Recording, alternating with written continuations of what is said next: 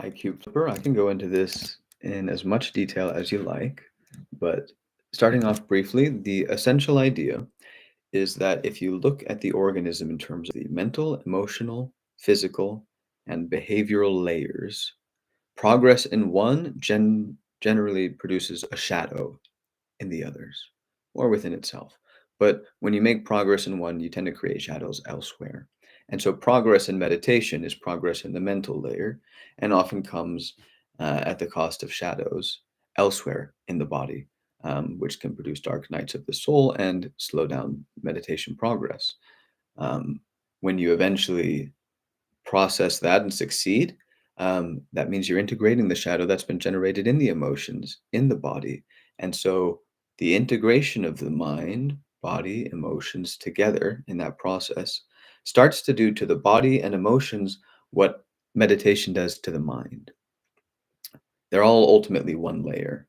And the same basic principles, like the Buddhist paraconsistent logic, apply to integrating all of them. You sort of have an actuation, you have a function of the organism, mental, emotional, or physical. You have sort of the not that or the shadow of that.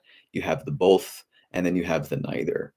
And and as you sort of move between those, you integrate the body, mind, and emotions. You transform the voice, you expand the emotional expressive capacity, the understanding and ability to employ the masculine and feminine, and perhaps something like heaven and hell or ego and shadow.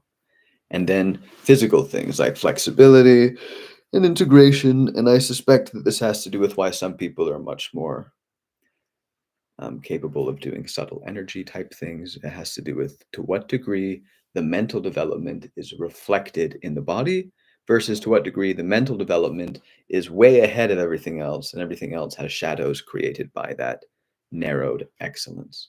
So that's basically the idea. I don't want to make this long. So that's basically the idea. And so the idea is you put them all together and then everything develops together. And that maybe is the rainbow body in a certain sense. Everything looks enlightened, feels enlightened, expresses enlightened, mentally enlightened. Enlightened becomes sort of a stand in for the sort of health of the natural, sort of almost preferred state of the organism. So I'll leave it at that for now. Follow up questions are welcome.